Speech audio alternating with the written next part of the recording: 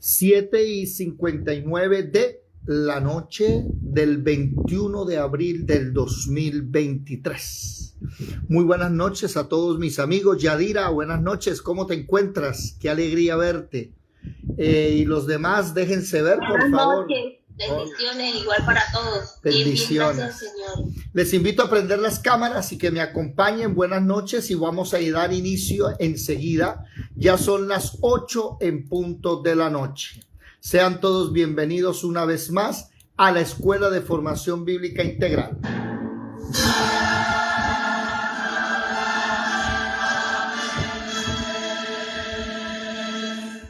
Mirad que nadie os engañe.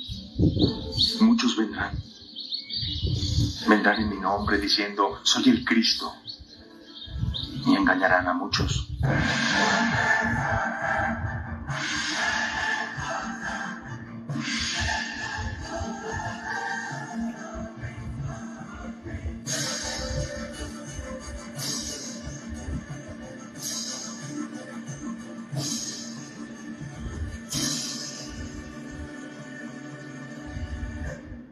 Bueno, en esta noche entramos a uno de los temas más espectaculares de la Biblia. Estamos desde hace bastantes videos, no me acuerdo en este instante cuántos, pero ya son más de 60 videos, aprendiendo acerca del tabernáculo de David, ¿cierto? Estamos hablando acerca de un lugar que dice la Biblia que Dios va a restaurar, ¿sí? Que se llama el tabernáculo de David, pero ese lugar ya aprendimos que no es físico. Y para entender ese lugar que es el devocional, es ese continuo sacrificio que nosotros hacemos día y noche, tenemos el tabernáculo del testimonio que se le dio a Moisés, tenemos el Padre Nuestro y tenemos la armadura de Dios. Y ya hemos pasado por todos estos lugares. Ya hemos pasado por el primer punto, segundo, tercero, cuarto, quinto, y hoy entramos en el séptimo punto. Hoy entramos a este lugar conocido como el lugar santísimo. Oído, recordemos que cuando la Biblia nos enseña que el tabernáculo tiene 3 lugares, los atrios, donde está el altar del holocausto y la fuente de bronce. Tenemos el lugar santo, donde se encuentra la menorá, los panes de la proposición y el altar del incienso. Y tenemos el arca del pacto en el lugar santísimo. Eso no se nos puede olvidar. ¿Alguien levantó la mano, Juliet? ¿Levantaste la mano? ¿No? Bueno, mucha atención. Cuando Jesús dijo, oído, yo soy el camino, la verdad y la vida. ¿Y qué termina diciendo? Nadie ¿qué? Nadie va al Padre sino por mí. Se estaba refiriendo a esto. Se estaba refiriendo a que nadie llega al arca del pacto, sino por medio de quién, del sumo sacerdote Jesucristo. Él es la puerta, por eso le decimos Padre Nuestro. Él es el que nos lleva ante el Padre que está en los cielos con su sangre, esa es la verdad, su sangre nos quitó el pecado y nos deja entrar. Él es nuestra coraza de justicia y santificamos su nombre. ¿Cuál nombre? El nombre de Yahshua, de Jesús, que significa Dios hecho carne, viene a salvarnos, santificamos su nombre. Venga tu reino, hágase tu voluntad, la menorá, el gobierno que nos trae paz. Ese Jesús es la luz, Jesús es el pan de la proposición, yo soy el pan de vida. Dice Hebreos 3:1, creo que, no, ¿cuál es? De Efesios 5:1, si no estoy mal, que Jesús se presentó como olor fragante. Él es el incienso, Él es el autor de la salvación, ¿cierto? Pero llegamos acá. Y cuando la Biblia dice que Jesús dijo, nadie va al Padre sino por mí, es que Jesucristo es el único que nos puede llevar al arca del pacto. El arca del pacto, que es la presencia misma de Dios, habitaba en ese utensilio. Pero antes de hablarles de eso, quiero tener que decirles que había una división de una cortina entre el lugar santo y el lugar santísimo. Esta cortina, ¿sí?, que ven ustedes acá, esta cortina, se le hacía una prueba. ¿Cuál era la prueba? Para poder colocar la cortina ahí, la prueba era que 4 bueyes de cada una de sus puntas tenían que alar y la cortina tenía que resistir. Si la cortina no resistía, entonces no se podía colocar, estaba mal hecha. ¿Qué significa eso? Que al ser humano, por mucha fuerza que utilice, porque los bueyes eran lo más fuerte en esa época, recordemos que todavía en Israel no habían llegado los elefantes, ni habían carros, ni había nada que fuera más fuerte que un buey. No por fuerza puede entrar el hombre. Pero el día en que muere Jesús, la Biblia dice que hubo un gran terremoto. ¿Y qué pasó? Que esa cortina se partió en 2. Solo la muerte de Jesucristo pudo quitar esa barrera que había entre el Padre y nosotros, entre Dios y nosotros. Solo Jesús. Por eso nosotros debemos comprender la importancia de Jesucristo y debemos comprender que no hay otro camino para llegar allá. Los musulmanes, los testigos de Jehová, los adventistas, mormones, los católicos, le hablan a usted del camino de las obras. Oído, no sé si ustedes saben que hay 2 cosas que nos diferencian de las religiones del mundo, de las sectas, al cristiano bíblico. ¿Cuál es? Lo acabo de decir. 1, la Biblia. El cristiano verdadero solo utiliza la Biblia, no tiene otro canon, otra regla de medir. El cristiano bíblico no es como los católicos que tienen el catequismo y la Biblia. Los mormones tienen el libro del Mormón y la Biblia. Los testigos de Jehová tienen la Biblia, sí, pero tienen el Atalaya y el Despertar. Los adventistas tienen la Biblia, pero 24 libros que escribió Elena G. de White, aunque ella era analfabeta y nunca no lo escribió, sino fueron sus secretarias. Y así todas las religiones tienen un libro aparte o ayudas apartes, nosotros no. Eso nos diferencia. Primero, la Biblia. Y lo segundo que nos diferencia, y quisiera que lo anotaran y se lo aprendieran de memoria, lo segundo que nos diferencia es que para los católicos, mormones, para todos ellos, la salvación se alcanza a través de las obras. Por eso usted se da cuenta que hablan del pantalón, que la mujer no se puede poner pantalón, que tiene que dejarse el cabello largo, cuidadito se pone aretes, obras. Que usted tiene que pagar una manda, que usted tiene que hacer una ofrenda y caminar de rodillas hacia Monserrate, que usted debe hacer, los católicos dicen que debe hacer buenas obras para alcanzar la salvación. Los cristianos verdaderos saben que no. Y precisamente hicimos 5 o 6 videos pasados donde se enseña que la salvación es gratuita, no es un pago. La salvación es por gracia. ¿Y qué es gracia? Recibir lo que no debía recibir. Que me den lo que no merecía. Eso es gracia. Merecíamos la muerte y el Señor nos dio vida. Por eso el cristiano verdadero enseguida entiende Efesios capítulo 2, que ese es otro de los versículos que hemos aprendido, capítulo que hemos estudiado mucho. Efesios capítulo 2, que enseña que Jesús nos dio vida a nosotros. ¿Cuándo? Cuando ya dejamos de hacer cosas malas, cuando habíamos dejado el cigarrillo, cuando dejamos el pecado. No. Él nos dio vida estando muertos en delitos y pecados. Esas son las dos cosas que nos diferencian de las sectas, de las religiones. Usted no puede hacer nada para ser salvo. Bueno, lo único que medio puede hacer es llorar y rogar y llorar delante del Señor y clamar salvación. No puede hacer nada. Pero si el Señor lo salva, usted no puede venir a decir que fue porque lloró. No, tiene que saber que fue por gracia.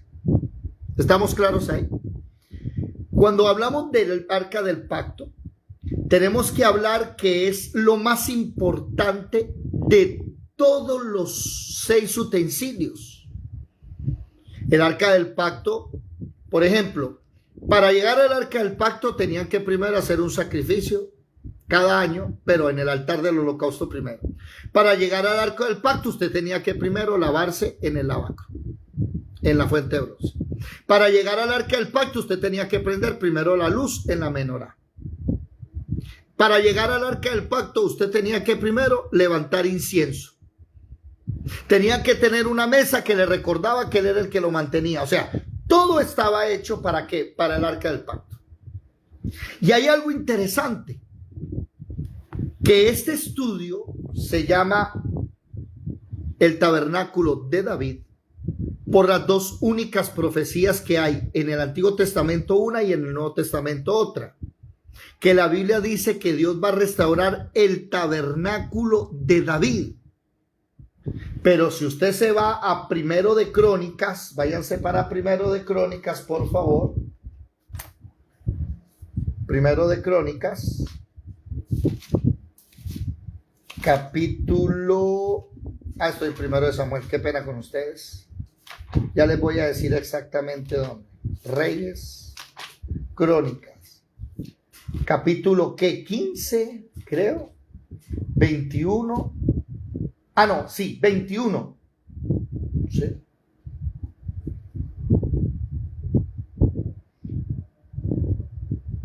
Y David dijo, aquí estará. No, no es el 21. Déjenme buscar bien. Está entre el 15 al 21. Momento, por favor. David trae el arca a Jerusalén. Sí, capítulo 15. ¿Alguien que me ayude, por favor? Primero de Crónicas, capítulo 15, versículo 1. ¿Qué dice? Crónicas 15, primer libro de Crónicas 15:1. Hizo David también casas para sí en la ciudad de David, y arregló un lugar para el arca de Dios, y levantó una tienda. Hasta Entonces ahí. dijo David. Hasta ahí. Bueno, sigue leyendo. Qué pena contigo. Sigue leyendo. Entonces dijo David: el arca de Dios no debe ser llevada sino por los levitas, porque a ellos ha elegido Jehová para que lleven el arca de Jehová y le sirvan perpetuamente. Bueno, vamos a mirar algo. Me llama la atención. Vamos a ir aprendiendo la historia del arca del pacto. Bueno, tengo que decirles que el arca del pacto es el utensilio más buscado del mundo hasta el día de hoy. Todos los arqueólogos, todas aquellas personas que trabajan con historia, todos tienen el mismo sueño. El más grande sueño de todo arqueólogo es encontrar el arca del pacto. Por ahí hay un hombre que ya murió, ¿sí? Que en este instante se me olvida el nombre. Aquí está, mírenlo bien. ¿Logran verlo? Sí. Y este hombre dice, vamos a ver ahí, que encontró el arca del pacto. Ryan creo que se llama, fue el que encontró el arca de Noé, ¿sí? Y dijo que ya ahora había encontrado el arca de la alianza. Debo hacer una aclaración.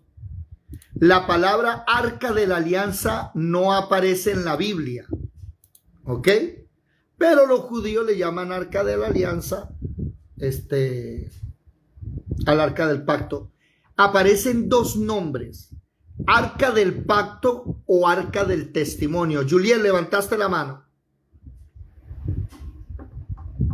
No, hermano David, fui yo. Dime.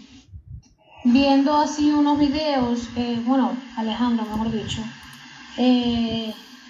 se consiguió por YouTube que una persona allí estaba hablando de que ya tienen casi todos los utensilios, de que ya tienen unos planos para la reconstrucción del tercer templo, e inclusive mostró una réplica, no es lo original obviamente, una réplica exacta del arca como dijo usted ahorita, la palabra que usted dijo de la alianza. Sí, señor. Alianza. Él mencionó esta palabra. Pero que los judíos saben exactamente que el arca del pacto está debajo de la tumba de no sé quiéncito, un santo santísimo. No me acuerdo el nombre del hombre. No sé, me pareció curioso. Bueno, aquí hay que entender algo. Y es que me quiero hablarles de la historia del arca primero, para que podamos entender las palabras nefastas, podría utilizar esa palabra, trágicas, que Jeremías le lanza al pueblo de Israel. Y es que nosotros los cristianos, oído a todo pastor que me escuche, y si ustedes tienen pastores que llegan a cometer el error de tener un arca del pacto dentro de la iglesia como conmemoración y esto, dígale Jeremías capítulo 3, versículo 16. Léanlo, por favor, alguien que lo lea. Esto no se les puede olvidar. Jeremías 3:16, ¿qué dice, por favor?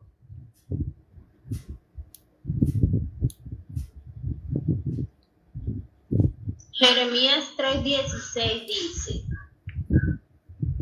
y acontecerá que cuando os multipliquéis y crezcáis en la tierra, en esos días, dice Jehová, no se dirá más arca del pacto de Jehová, ni vendrá al pensamiento, ni se acordarán de ella, ni la echarán de menos, ni se hará otra. ¿Cuál es el problema? Que el profeta Jeremías, que ya viene la destrucción de Jerusalén, le está diciendo: miren, mis queridos amigos, va a llegar el día en que no va a haber más arca, ya no se va a necesitar. Y ahí es donde a mí me llama la atención que hay gente empecinada queriendo buscarla, que dónde está. ¿Por qué? Porque si la llegan a encontrar, encontraron a donde Dios habita, según ellos. ¿Me hago entender? Según ellos, si encuentran el arca del pacto, es la misma presencia de Dios que habita en ese utensilio. Pero ¿cuál fue el problema? Que si nos vamos a ver la historia, ustedes se van a dar cuenta que un día el pueblo de Israel fue a pelear con los filisteos y llevaron el arca a pelear y el arca se perdió y los filisteos la tomaron. Eso está por allá en el libro de Samuel, primero de Samuel o Jueces. Primero de Samuel, ¿cierto? Déjenme buscar. Primero de Samuel, sí, capítulo 3, capítulo donde muere Elí, que el día en que muere Elí y los hijos, el arca es secuestrada por los filisteos. Déjenme buscar bien, a ver. Capítulo 4. Primero de Samuel 4, gracias, sí, 4. El problema ¿cuál es? Que los filisteos se la llevan, capítulo 5 de primero de Samuel, se la llevan primero a Dagón, ¿sí? Se la llevan desde Benecer hasta Asdod y la ponen delante del dios Dagón. Dagón es un dios que tiene la mitad de pez y la mitad de ser humano, o sea, una especie como de Aquaman o de Sirenita, algo de esos dioses antiguos, ¿sí? No sé si ustedes saben, y voy a aprovechar aquí algo que yo no sé por qué a mí Dios me pone en esta, les soy sincero. Yo quisiera saber, ¿Julia está por ahí? Gladibel, Luzdari, ¿estás ahí, Olfa? Livia, ¿sí están? Willington. Sí estoy, Bueno. sí, todavía existo. Sí estamos. Bueno, Sí, eso fue porque- ¿qué días por cosas de la vida y que me pongo a leer y a investigar y a escuchar cosas? La ventaja de no ver televisión. Y el Señor que le pone a uno, él lo guía a uno, él le va a decir y uno escucha. Acontece que la Sirenita, el autor de la Sirenita, no es Walt Disney. El escritor de la Sirenita, que se me olvida el nombre ahorita en este instante y que no es importante, no lo voy a mencionar, la historia de la Sirenita es trágica. ¿Me hago comprender? Y es, bueno, no la voy a contar aquí, después les cuento en privado, pero es trágica, es un amor raro. No, porque entonces nos la cuenta uno y a otros no. No, lo que pasa es que se me acaban de meter 3 historias. Me toca volver a repasar, se las voy a contar después. Pero la historia de la Sirenita tiene que ver con dioses antiguos y con representaciones acerca de cosas que no son. Pero en este instante no se las voy a contar porque primero tengo que arreglar mi idea. Es que eso fue antes de ayer. Y lo vi y lo leí. Y se me grabaron unas cosas y otras no, pero después les cuento bien. Ustedes saben que a mí no me gusta hablar sin estar seguro de lo que digo. No me gusta especular. Dagón es un dios mitad hombre, mitad pez. Pero el arca del pacto, cuando la llevan al templo de Dagón, al otro día Dagón apareció en el piso. Y el arca, enfrente del arca. Volvieron a parar a Dagón. Y al otro día Dagón apareció sin brazos, sin cabeza, solo el tronco, en el piso. Y Dios empezó a castigar a los filisteos. Entonces los de Dagón, los de Asdod, ¿sí?, lo pasaron para otra ciudad. Los de esa ciudad lo pasaron para otra ciudad porque les salieron tumores, la peste bubónica les dio. Y les salían bubos, tumores. Y ratones son los que transmiten la peste bubónica. Y lo oído, los filisteos dicen que devuelvan el arca a los israelitas. Eso está en el capítulo 6 de 1 de Samuel. Devuélvansela. Creo, si no estoy mal, capítulo 6, 1 de Samuel, capítulo 6, versículo 1. 1 de Samuel, capítulo 6, versículo 1. Dice claramente que el arca de Jehová estuvo 7 meses entre los filisteos. Llamaron a sacerdote divino y dijeron: ¿qué vamos a hacer acerca de esto que nos está matando? Y entonces los adivinos y los sabios dicen que no la envíen vacía, paguen la expiación. Mira esta manera de pagar la expiación, que no es como Dios dijo. Y seréis sanos, ¿de qué? De la peste bubónica que tenían ellos, la misma que por allá en el año 1200, 1300, durante 4 siglos, mató a más de 200 millones de personas, en 4 siglos. ¿Qué haremos? Y digo, conforme al número de los príncipes, 5 tumores de oro y 5 ratones de oro. ¿Cómo la vio usted? ¿Cómo vio eso usted? Porque una misma plaga ha afligido a todos vosotros vuestros príncipes. Haréis pues figuras de tumores de vuestros ratones que destruyeron la tierra, y daré gloria al Dios de Israel. Quizá aliviará su mano sobre vosotros y de sobre vuestros dioses. Una pregunta: ¿por qué, si ese arca era más potente que el Dios de ellos, por qué ellos no se arrepintieron? Esa es una pregunta interesantísima, que tal vez el Señor nos la responderá. Nosotros medio sabemos por qué, ¿no? Dígame, Ramoncho. Hermano David, pues yo me imagino que desde esa época, como se decía que no se podía juntar uno con otro y no estábamos morando bajo, no se había sacrificado bajo la gracia, ¿no? O sea, Dios había visto misericordia, o sea, miró misericordia en más de uno que no era el pueblo, porque se da cuenta que el pueblo era muy idólatra y bueno, traidor, y miraba todo lo que él hacía. Y los otros pues no tenían la oportunidad de acogerse a eso, porque antiguamente era el pueblo solamente de Israel. Los demás se puede decir que pues sí, yo me imagino que Dios tenía comunicación con ellos, con algunos, ¿no? Me imagino que habrá uno que otro, pero no era para ellos. Bueno, Entre pocas palabras. Digo yo, ¿no? sí, señor. Aquí vamos viendo varias cosas. ¿Cuál? Uno, el arca del pacto que le fue dada a Moisés y que 400 años después aproximadamente la tiene el rey Saúl, la va a tener el rey Saúl, la va a tener David. El problema es que a través del tiempo habían vuelto al arca del pacto un amuleto de buena suerte. Entonces Israel no le importaba tener otros dioses. Israel no le importaba sacrificar a sus hijos a Moloc, pasarlos por fuego, quemarlos en ofrenda, para que las cosechas, sí, para que la lluvia llegara, iban y sacrificaban incienso. A ellos no les importaba hacer eso.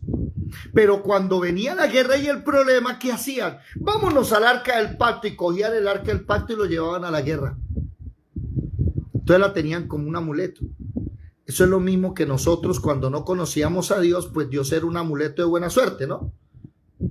Sí, y aquí es donde con mucho respeto, sin ofender a nadie, pero me impresiona que en la cuaresma fornican, mienten, toman, se golpean, pero eso sí, usted no puede comer carne, ¿no? Ya sabe.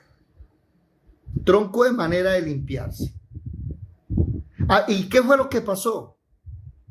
Que Dios abandonó el arca.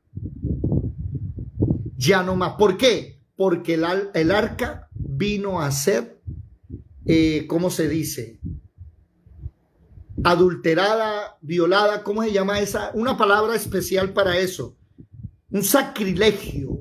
Profanada. Profanada. Sí, gracias, muy bien. Y vino a ser profanada porque, déjenme buscarles aquí alguien que me ayude, cuando miraron dentro del arca del pacto. Eso está en 1 de Samuel 6:19. Vamos a mirarlo. Aquí estábamos leyendo el 6:5. ¿Sí? Y pongan tumores y ratones. Ay, Dios mío, ya ahí está profanada. Entonces 6:19 dice 17, estos fueron los tumores de oro por Asdod, Gaza, Ascalón, Gad y Ecrón. Y los ratones de oro fueron conforme al número de esos 5 territorios de los príncipes de los filisteos. Dice, la gran piedra sobre la cual pusieron el arca de Jehová está en el campo de Josué, versículo 19. Entonces Dios hizo morir a los hombres de Bet-Semes porque habían mirado dentro del arca. La profanaron. Eso no se podía levantar. La tapa no se podía levantar. La tapa se llama el propiciatorio. No se podía levantar. ¿Y cómo ustedes van a mirar que hay gente que profana? Por eso es que Jeremías dice, ¿saben qué? Eso del arca se acabó. Ya no más. ¿Por qué? Porque el pueblo de Israel la utilizaba como amuleto. Y porque vienen otros pueblos y otras gentes y vienen a tenerla y después la devuelven y empiezan a violar el pacto y hacer lo que no se tiene que hacer. ¿Me hago entender? Y bueno, para no alargar la historia, cuando lo devuelven, ahí acabamos de leer, la subieron sobre ¿qué? Sobre vacas. ¿Qué fue lo que leímos hace ratico cuando David dijo, el arca del pacto no puede llevarse sino sobre los hombros de los levitas? Y el problema fue que llegaron en vacas, empezaron a llevar las vacas el arca se la dio, iba a caerse y viene otra profanación. ¿Cuál? Toca el arca para que no se cayera. Ahí Dios nos enseñó, puede usted estar lleno de buenas intenciones, pero si usted no hace las cosas como yo le diga, la intención no importa.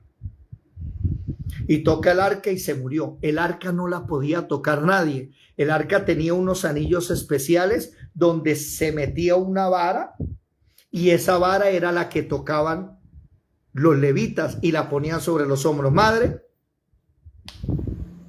Y otra lección sería, nunca le ayude a Dios. Sí, señora, tiene usted toda la razón. Dios no necesita de ayudas. Bueno, el arca viene siendo profanada, el arca viene siendo adulterada, mancillada, y llega un día donde Dios ya no le interesa. Pero ¿cuál es el problema? Que David es antes de Jeremías, ¿no? David es aproximadamente unos 500, 600 años antes de Jeremías. David todavía creía en el arca, por eso David le hace un lugar especial al arca. Oído, no le hizo un lugar especial al altar del holocausto, a la fuente de bronce, a la menorá, a ninguno, no.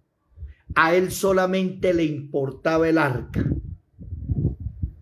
Por eso primero de Crónicas, capítulo 15, ¿sí? Dice, David trae el arca a Jerusalén. ¿Estamos? La trae. Pero en el capítulo 21, versículo 28, ¿quién lo lee, por favor? Primero de Crónicas 15:1 dice que David le hace un lugar, una tienda. Ese es el tabernáculo. La palabra tabernáculo significa tienda. Ese es lo que Dios va a querer restaurar, porque a David, ¿qué le interesaba? A David le interesaba la misma presencia de Dios, no le interesaba nada más. Ahora, recordemos otras cositas que hemos estado leyendo. La Torá había desaparecido, la Pascua no se realizaba, no se hacían las ceremonias como debían hacerse. Elí murió por eso, cada uno hacía lo que quería. Por ella en Jueces dice que se levantó una generación, Jueces 2:10, que no conocían a Jehová. Y eso es lo que muchos hacen, quieren seguir a Dios a través de la religión y pues les sirve de vez en cuando, pero no es eficaz. Tiene usted que hacer las cosas como él dice. Entonces, en el 15:1, David le hace una tienda al arca. El problema, ¿cuál es? Que el resto del tabernáculo se encontraba en otra parte. Pero en el capítulo 21, versículo 28, ¿quién lo lee, por favor? Primero de Crónicas 21:28. ¿Qué dice? Primero de Crónicas 21:28 dice. En adelante. Viendo David que Jehová le había oído en la era de Ormán, Jebuseo, ofreció sacrificios allí. Y el tabernáculo de Jehová que Moisés había hecho en el desierto y el altar del holocausto estaban entonces en el lugar alto de Gabaón. Pero David no pudo ir allá a consultar a Dios, porque estaba atemorizado a causa de la espada del ángel de Jehová. El contexto de ese texto. Perdón, qué pena. Lee el capítulo 22, versículo 1, ¿verdad? Que yo no sé por qué lo dividieron. Ese versículo pertenece a la historia anterior. ¿Qué dice? Y dijo David: aquí estará la casa de Jehová Dios y aquí el altar del holocausto para Israel. David había tomado una mala decisión y como castigo a esa mala decisión, Dios empezó a matar al pueblo, una peste. David se arrodilla en la era de Ornán, se arrodilla y le ora a Dios, y Dios le dice al ángel de Jehová: para tu mano, deja de matar gente. Y el ángel le dice creo que fue un profeta, le dice: dígale a David que sacrifique, haga sacrificio ya. O sea, David dice: ¿hago qué? Sacrificio, me voy a hasta donde está el altar del holocausto a hacer sacrificio? Y no, él lo hizo ahí. Por eso es que David dice, bueno, la casa de Dios, el tabernáculo está lejos. Vamos a traer... Dios lo escuchó ahí. Sí, como Dios lo escuchó ahí, él le dijo a Ornán, véndame ese terreno. Y ahí fue que se colocó todo. ¿Se dan cuenta? Pero cuando Dios dice que va a restaurar, no dice que va a restaurar eso, va a restaurar el tabernáculo de David. O sea, lo real no es el lugar. No es que nosotros ahora nos tengamos que ir a Israel a buscar allá en la era de Ornán, adorar a Dios. No. Está hablando es el propósito real. Miren que David hizo holocaustos y no estaba el altar del holocausto cerca. Y lo hizo ahí. Y fue escuchado. Hoy sabemos que es ese espacio. Bueno, les voy a comentar algo que leí ayer. Háganse esta pregunta. ¿Por qué, si el Sol es el centro del universo, verdad o no? El Sol es el centro de nuestro sistema galáctico. ¿Por qué solo hay luz en la Tierra? ¿Por qué en el espacio no hay luz? ¿Por qué el espacio es oscuro? Y eso tiene su respuesta científica y bíblica. La Biblia dice que el segundo día Dios creó el campo electromagnético, haya expansión y la luz se mueve dentro de esa expansión. Cuando Dios nos reveló eso a nosotros y nos lo mostró, ¿qué nos dijo? ¿Quieren que llegue la luz? Sí, hagan la expansión, o sea, crean un lugar para encontrarse conmigo, y ese es el devocional de las mañanas y de las noches. Por eso venimos toda la mañana y toda la noche. ¿Por qué? Porque estamos haciendo un espacio para estar con Él. Ese es el tabernáculo de David. Luz Dari.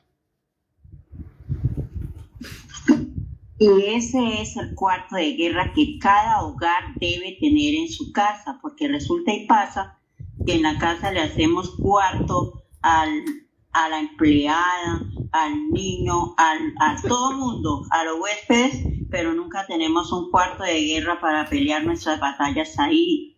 Ese es donde debe estar. Con mucho amor te voy a decir no.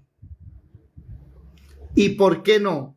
Porque si usted un día de estos está en Bogotá y necesita pelear, le tocaría devolverse al cuarto de guerra que usted hizo. No, porque... No es un lugar... Cuando yo estoy por allá estoy en paz, de allá no voy a pelear. Ay, Luz Dari, hágase, tan inteligente, ¿no? No es cierto, esa enseñanza no la podemos llevar. ¿Por qué? Porque... Bueno, pues a ver, David, yo lo que quiero es una cosa, ¿no? De verdad. Y yo lo hago, por lo menos en mi casa lo hago. Siempre tengo un lugar donde yo llego. En mi casa, no voy a decir que en la casa donde yo vaya, nada de eso. Y que de pronto, porque si estoy en otra parte no voy a poder orar o no voy a tener libertad. No, sí la tengo. Pero sí es muy necesario y es muy bonito pues tener ese lugar especial. Pues por lo menos para mí lo es y así lo hago. Lo que sucede, mi querida amiga, es que bíblicamente no está bien aplicado, porque Dios no habita en esos lugares. Dios habita dentro de ti. Y si tú un día de estos, en medio de un problema, te metes en un baño a orar, en ese baño Dios está contigo. Entonces, esa enseñanza no la llevamos nosotros. Porque si la apoyamos, entonces todo el mundo le va a tocar empezar a hacer un cuarto en su casa, que le llaman disque oratorio a veces, y después terminan prendiéndole velitas y diciendo que ahí está Dios. No podemos apoyar esa enseñanza. ¿La enseñanza cuál es? El cuarto donde habita Dios eres tú. Tú eres templo de Dios. Ese es tu corazón. Amén. Bueno. Pero le digo que no, ese cuarto no es para prenderle velas ni No dije su merced. Es que ahí es donde comienza el error. cuando enseñamos algo que no es bíblico, recordemos el primer pilar, no hablamos nada que no esté en la Biblia. Cuando se empieza a enseñar algo, él viene otro y le aumenta y otro le aumenta y terminamos en el catolicismo. ¿Me hago entender? Un invento humano que durante 15 siglos mataban a cualquiera y ahora se creen los emisarios de Dios. Y mataron a los apóstoles de Dios y se hacen los emisarios de Dios. Levantó la mano Ramoncho. Pues sí, iba a complementar lo que se acaba de decir. Por ejemplo, o sea, cuando uno va para cualquier lado, así le toque orar en el baño, donde sea, en un cuarto donde no lo vea, porque usted sabe que es algo íntimo, ¿sí? Entonces uno ora y ora en cualquier espacio, porque hay momentos en que uno le va a tocar viajar o hacer alguna cosa, entonces pues tiene ese espacio y ora y se encomienda al Señor. Igual, pues si uno puede estar en la reunión, pues está, ¿no? Y si no, por cuestiones mayores, pues el Señor entenderá, ¿no? Que uno no puede estar en ese momento ahí, pero lo más importante es que antes de acostarse y en la mañana, busque un espacio donde pueda orar. Sí, el lugar donde dice Pablo, presentad vuestro cuerpo en sacrificio vivo, santo, agradable, que es el culto diario, racional, de ración diario, es ese, el devocional tuyo. Ese es el espacio que le hicimos y que ese espacio nadie lo toca. Tengo que estar enfermo para no estar con ustedes, pero el resto nadie lo toca. Olfa, levantaste la mano. Sí, mi hermano. Bueno, yo por ejemplo, mi altar, por ejemplo, cuando estoy en mi casa es siempre frente a mi cama. Yo siempre lo hago ahí a solas, en la madrugada y en la noche. Pero si estoy viajando, por ejemplo, yo lo hago en silencio mentalmente. Siempre lo hago así, si estoy viajando, por ejemplo. Sí, así es. Porque no estoy... Sí, siempre señora. lo hago en la calle, pero mentalmente yo lo hago. Sí, yo voy hablando con Dios mentalmente. Luz Dari. Me parece muy inclusive porque la oración es continua. Orar sin cesar es continua. Pero pues, bueno, disculpen, era una cosa que yo lo tengo por experiencia y siempre lo haré donde esté porque se me facilita, pero tampoco quiere decir que es un amuleto, que ya así, ay carajo, si ya no voy a orar allá, ya Dios no me escuchó, no.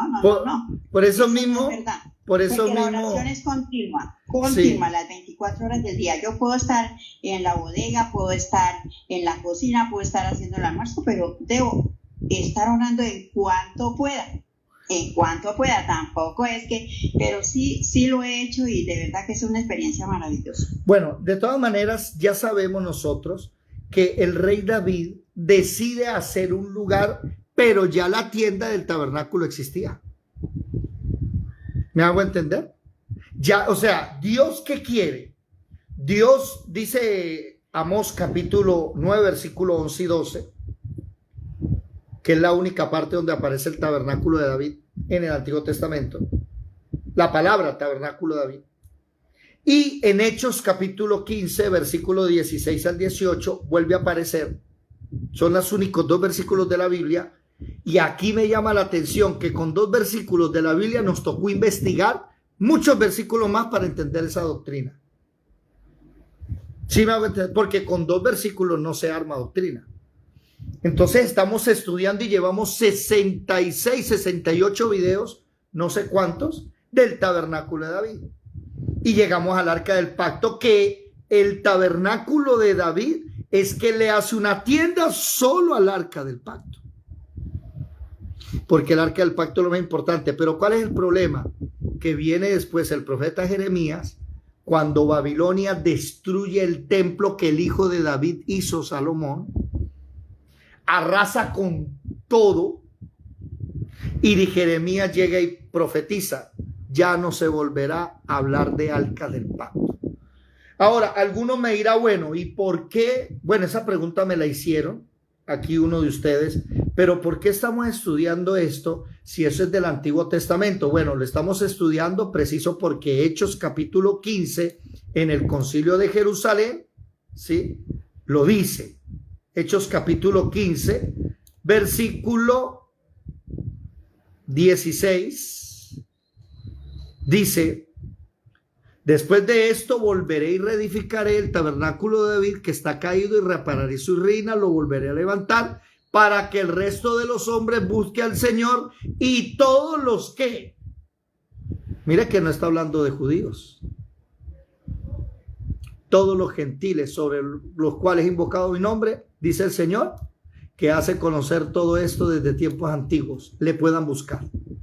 Entonces, necesitamos entender el arca. Necesitamos comprender primero que el arca se volvió un amuleto, fue profanada, la tiraron de un lado para otro. Saúl, oído, a Saúl nunca le interesó el arca. Y el arca estuvo perdida 40 años, 20 mínimo. Pero a Saúl nunca le interesó y la dejó por allá tirada, y Saúl gobernó 40 años. El que sí decidió traerla fue David. El problema es que cuando David dice, traigan el arca, la traen mal. Por eso es que acabamos de leer que dice, vamos a traerla sobre los hombros de los levitas, no sobre vacas. Porque por llevarla sobre vacas ya Usías había muerto. Vamos a llevarla como debe ser, y ahí es donde David lleva, ¿cómo se llama? El arca a Jerusalén. Vamos a mirar un video aquí muy bonito que está en YouTube. ¿Ustedes han escuchado la palabra remolineando, la canción? Remolineando, remolineando, celebraré. Aquí está, mírela. En Primera de Crónicas, capítulo 15, la encontramos. Usted... Dios se había desagradado. ¿Escuchan? Y le da una corona. ¿Se escucha la música o no? Lo que dice el hombre. Y un manto real, aunque el camino a la exaltación. ¿Sí se escucha o no, hermanos? No se escucha y no se ve. Ah, espere que no estoy... No, pues no estoy compartiendo, no le digo qué belleza. Enamorado. ¿Se oye? Del anonimato al trono había mucha diferencia y era muy no se, para David. No se oye. Bueno, ahí aparece la canción. Y ese video para anunciar las virtudes de su gloria. Hay muchas formas de alabar su nombre. Es David llevando el arca. Y este actor está representando a David llevando el arca. Pero ahora lo haré así. Hay muchas formas de... Bueno, esa historia es muy bonita y deberíamos leerla. Listo, está en Primero de Crónicas. David estaba alegre. Es que eso es lo que Dios quiere. Que cuando sean las 4 de la mañana y vayamos a orar, ay no, qué sueño. Ay no. Ese no es el tabernáculo de David. El tabernáculo de David, por eso dice el Salmo 100, si no estoy mal. ¿Sí? Creo que dice el Salmo 100.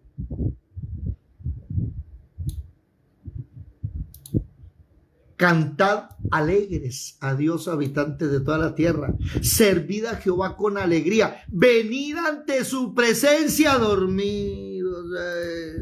Y entonces, hermano, hermana, le toca orar. Señor, gracias por este... Ay, Señor, te adoro. ¿Tiene más emoción un velorio? ¿Te puede creer eso? ¿Tiene más emoción un velorio? Así no se llega. Eso no quiere Dios. Dios quiere que lleguemos como llegaba David. David estaba tan contento de traer el arca a la tierra. Eso es lo que Dios quiere. ¿Cuántos de ustedes en esa intimidad se levantan a danzar y a cantar? ¿Cuántos de ustedes hacen eso? Y empiezan a arrodillarse y cantarle y derramar lágrimas. O danzan sin que nadie los vea, solitos, ahí en la... Remolineando, hay cristianos que le da hasta pena remolinear. Yo recuerdo hace como 10, 15 años, tenía unos discípulos aquí en Ciénaga, asistíamos a una iglesia y el Señor llegó y me dijo, yo estaba orando, eran la 1 de la tarde y estaba orando y el Señor me dijo, danza y canta, y empecé a cantar, echó a la mar, quien los perseguía, yo no sabía por qué, y empecé a cantar, a danzar, a cantar, a danzar, y al rato, 15 minutos después me llama una discípula, estoy en un problemón bien grande, así, corra y ayúdeme. Y el Señor me dijo, dígale que cante, que la voy a salvar. Y le dije, póngase a cantar, que el Señor la va a salvar. Así es que funciona Dios. No es con espada, sino que cada golpe de la espada de Dios es ¿con qué? Con pandero, con trompeta y tambor. Y hay gente que no entiende el poder de la alabanza. Hay gente que no tiene ni idea de qué es alabar. Que es otra cosa que después vamos a aprender.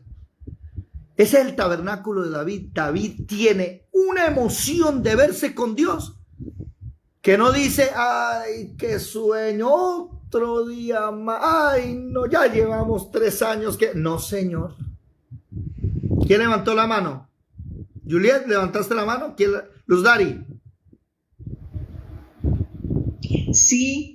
Pues yo estaba que le preguntaba eso a usted porque nunca había hablado de la alabanza de esa manera. Pensé que de pronto no se usaba y que de pronto era contraproducente porque nunca pues había llegado a tocar ese tema. Siempre se ora pero no se alaba de la manera cantando, danzando. Entonces, pues sí, es interesante que hablemos de eso también. Lo que sucede es que aquí pues estamos sentados y si yo empiezo a cantar, nosotros sí cantamos, lo que sucede es que estaba mal de la voz y ya tenemos guitarra, entonces déjenme que ya volvimos a, de que la guitarra que tenía me la rompieron, y siempre hemos cantado. Pero me alegra mucho saber que sí es bueno porque pues... Claro, miren, váyanse para el Salmo 150. Es que yo lo hago. Entonces yo decía, bueno, no lo dice, tampoco lo voy a decir porque me voy a quedar callada, porque si no van a decir que me volví loco. ¿Cómo así que no lo dice? Claro que lo dice. Pues usted no lo tocaba, hasta hoy tocó eso. Todo cristiano alaba al Señor, la palabra de Dios dice, todo lo que respire alaba a Jehová. Sí, pero es que si yo me pongo a leer salmos, con danzas, si yo me pongo a leer salmos, también lo estoy alabando, también estoy haciendo lo mismo. La manera es cantar. Entonces, ahora sí cantar. Porque si yo esto leo salmos y salmos y salmos, también es como son alabanzas. Salmo 150, ¿qué dice? Alabar Exactamente lo que uno tiene que hacer. alabar a Jehová. No, ese no es. Ese es el Salmo 117, creo. Ese no es. Todo lo que respire a Jehová. Alabar a Dios en su santuario. Alabarle en la magnificencia de su firmamento. Alabarle por sus proezas. Alabarle conforme a la muchedumbre de su grandeza. Alabarle al son de bocina. Alabarle con salterio y arpa. Alabarle con pandero y danza. Alabarle con cuerdas y flautas. ¡Hey! Alabarle con címbalos resonantes. Alabarle con címbalos de júbilo.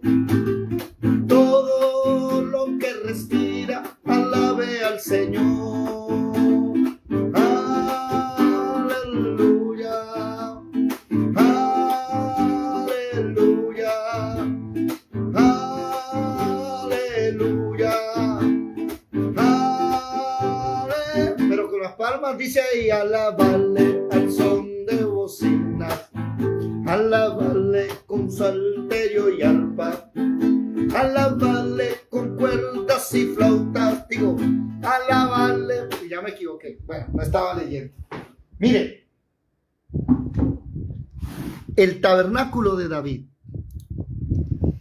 Es el lugar más alegre del mundo.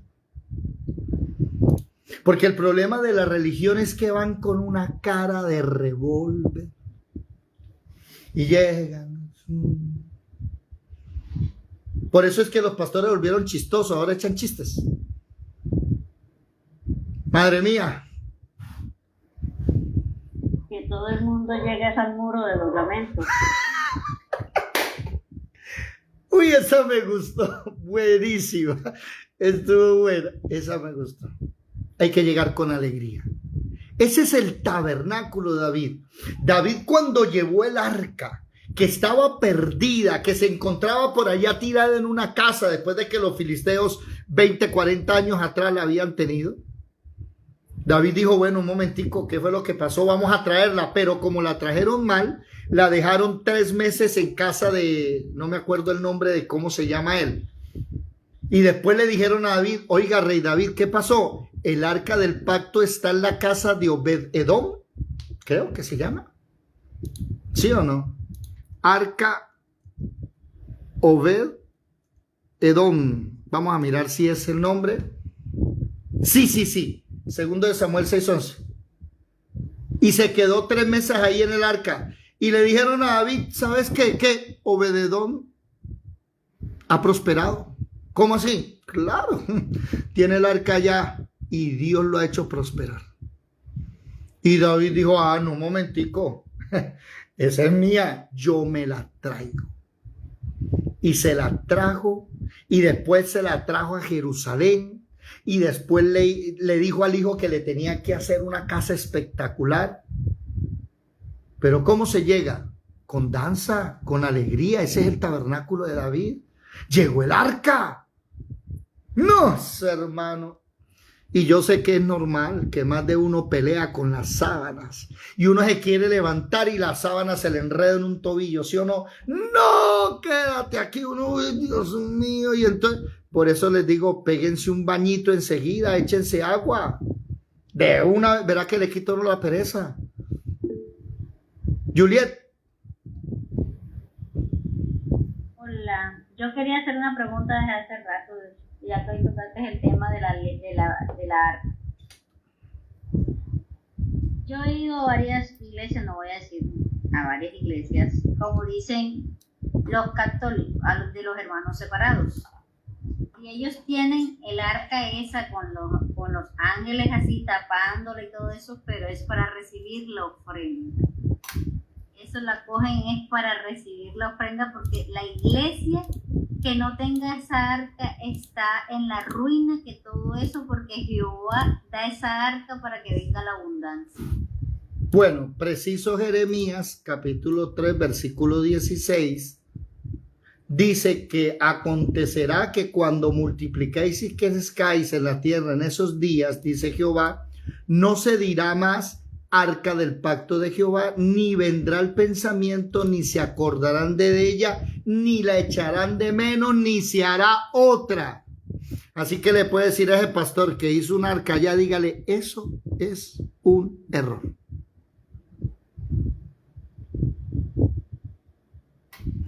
¿Me hago entender? ¿Falta de qué? De doctrina, falta de estudio. Eso se llama... ¿Eso cómo se llama, Yadira? Eso se llama idolatría. Porque lo mismo dicen los católicos, no es que eso es para recordar. No, la Biblia, nosotros no tenemos nada de eso en la. Ahora, ¿cuál es el problema?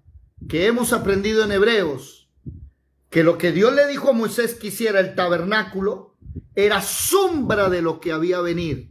Y todo el tabernáculo, desde la puerta hasta el altar, hasta el lugar santísimo, todo representa a Jesucristo. Entonces usted se va, váyanse para Apocalipsis, por favor. Apocalipsis. Y le voy a decir capítulo, ya les digo. 11, versículo 19. ¿Qué dice? Apocalipsis 11, 19.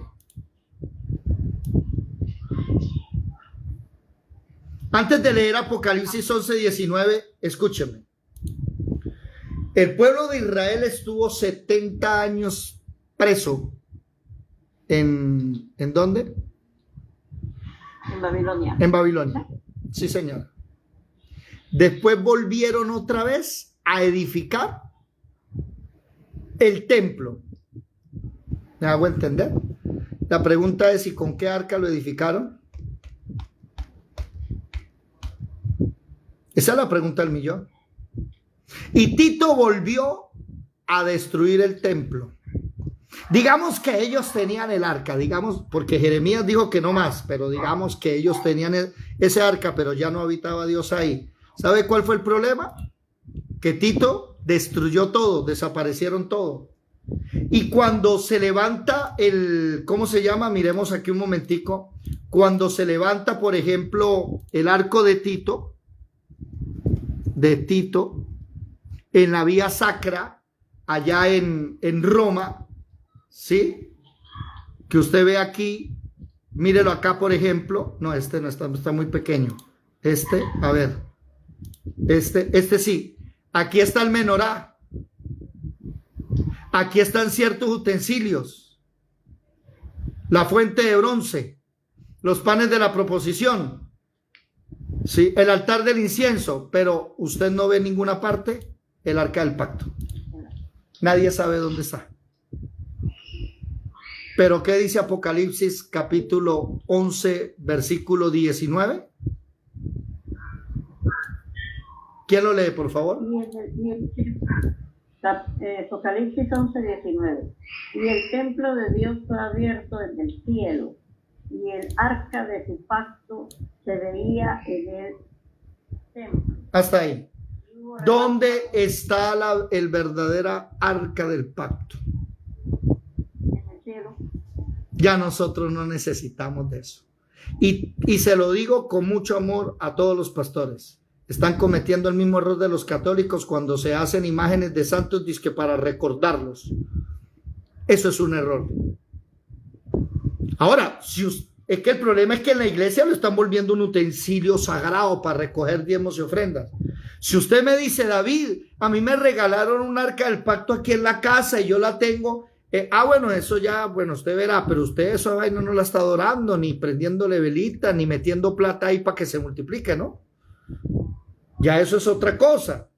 Por ejemplo, que un día esto, digamos, vamos a hacer el arca del pacto o vamos a hacer el tabernáculo en arcilla, en plastilina, en algo. Bueno, hagámoslo. Pero el problema es que le están dando una connotación espiritual que ya no existe desde Jeremías. Ponen a tocar a la gente para que se sane, para que reciba milagros. ¿Sí? He visto donde congregaciones que la tienen y ponen a los que llegan y eso a poner las manos sobre el arca. Hermana, eso es idolatría. Eso es idolatría, eso no está bien. Ramoncho. Ramón. Sí, señor, sí, ¿qué día es esto? Me puse a mirar por un canal de historia y andan buscando el arca. Y donde supuestamente está el arca, no es en otro sitio. Y pues se van a la historia y todo eso, y hay un hermano, algo así, que es pues judío, ¿no?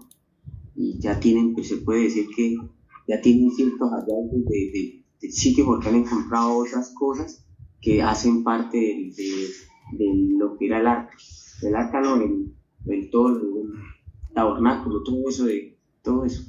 Bueno. Entonces, están buscando, supuestamente no va a ser ahí debajo del coincide que día David se estaba hablando, porque tuve la palabra, pero bueno, se me olvidó lo que iba a decir, coincide con lo que está diciendo la palabra, la ubicación, ¿sí? Cómo va a ser todo. Mire, Ron Wyatt, me perdonan en inglés que yo no sé hablar inglés, fue el que encontró el arca de Noé petrificada hace muchos años atrás.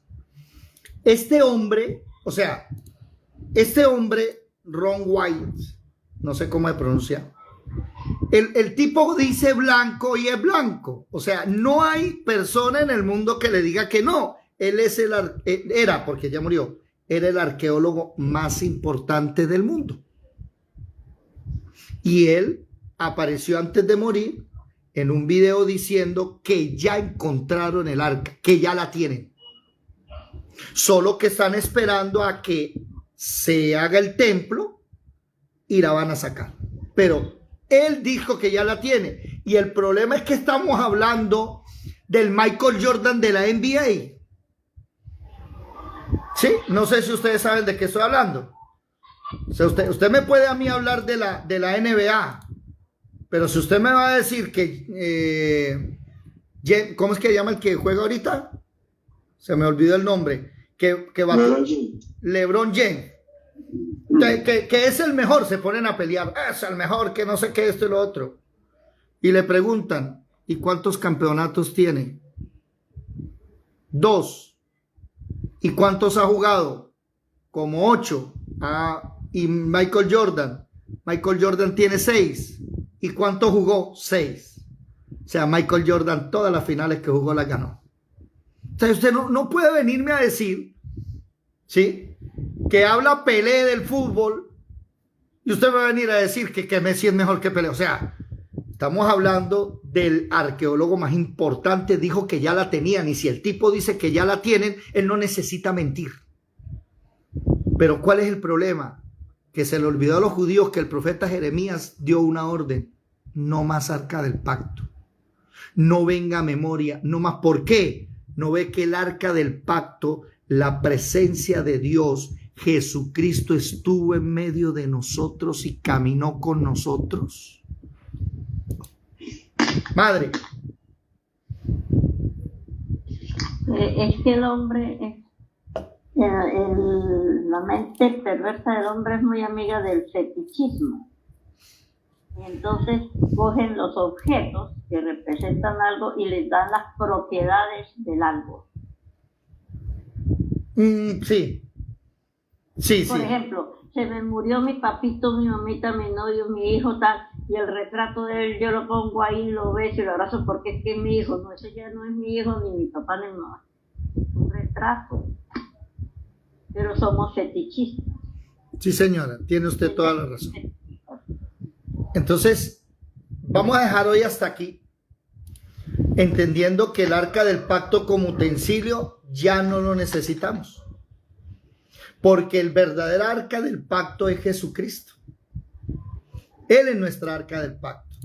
Él es la presencia de Dios en nuestras vidas. Él es lo más importante que hay. Y no necesitamos ni de ritos, no necesitamos de dogmas, no necesitamos de fiestas solemnes, Shabbat o algo así, no. Todos los días para nosotros son Shabbat, todos los días nos encontramos con Él. Y por eso amén. Y por eso los voy a invitar a que todos ustedes vengan todos los días como el rey David, con alegría. Vengan con regocijo.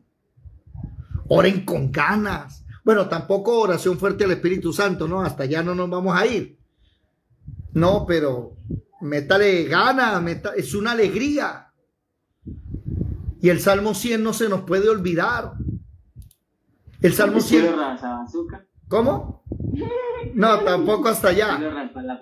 Sí, mire que el Salmo 100 versículo 4 dice: entrad por sus puertas con acción de gracias, por sus atrios con alabanza. Eso es lo que hacemos todos los días. Pero no hay acción de gracias.